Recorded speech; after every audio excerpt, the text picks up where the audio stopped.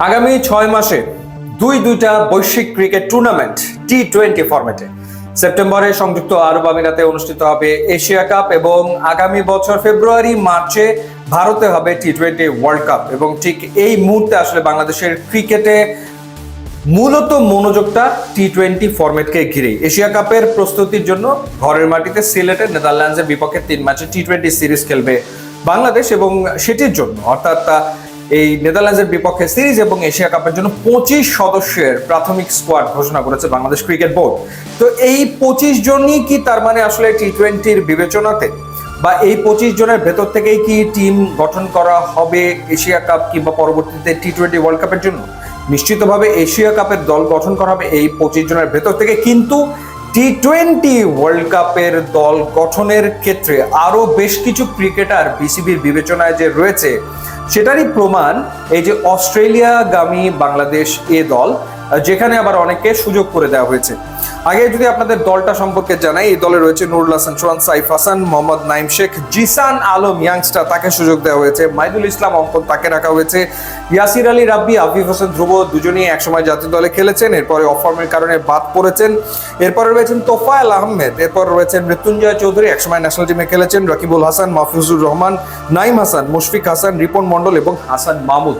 তো ওই 25 জনের বাইরে এখানে যে ক্রিকেটাররা রয়েছে ওই 25 জনের ভেতরে থাকা 4 জন আবার এই টিমেও রয়েছে। বাকি যে 11 জন তারাও আসলে টি-20 বিবেচনাতে খুব ভালোভাবে রয়েছেন এবং তাদের সামনে একটা দুর্দান্ত সুযোগ আসলে নির্বাচকদের দৃষ্টি কাড়ার বা জাতীয় দলে জায়গা করে নেওয়ার।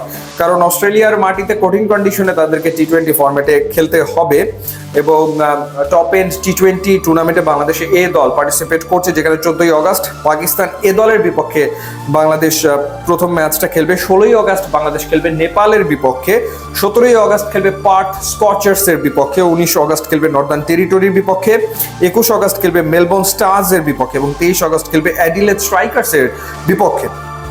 তার মানে হচ্ছে কঠিন কঠিন প্রতিপক্ষের এগেনস্টে ম্যাচ খেলার সুবর্ণ সুযোগ আসলে এই এ টিমের ক্রিকেটাররা পাচ্ছে। এছাড়া 28 থেকে 31 আগস্ট পর্যন্ত সাউথ অস্ট্রেলিয়ার বিপক্ষে একটা 4 দিনের ম্যাচও খেলবে। ব্রিলিয়ান্ট সুযোগ, দারুণ সুযোগ। এখন এই সুযোগটা আসলে কারা কাজে লাগাতে পারবে সেটা দেখার ব্যাপার।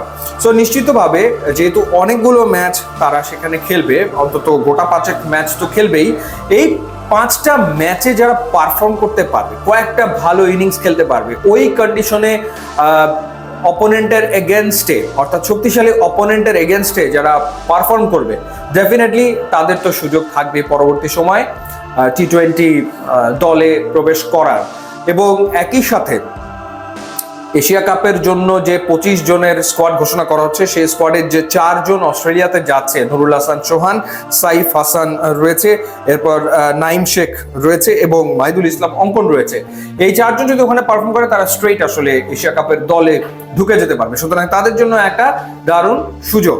সো দেখা যাক সেই সুযোগটা আসলে তারা কাজে লাগাতে পারে কিনা।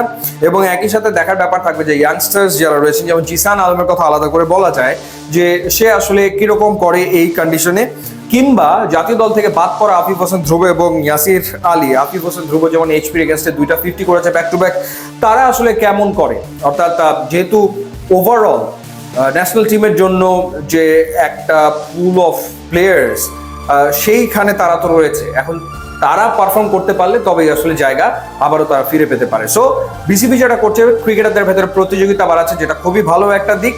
এখন একটা হাড্ডাহাড্ডি প্রতিযোগিতা, অর্থাৎ যারা পারফর্ম করবে তারাই তো আসলে দলে ঢুকবে। সো লেটস সি তারা আসলে কেমন করে।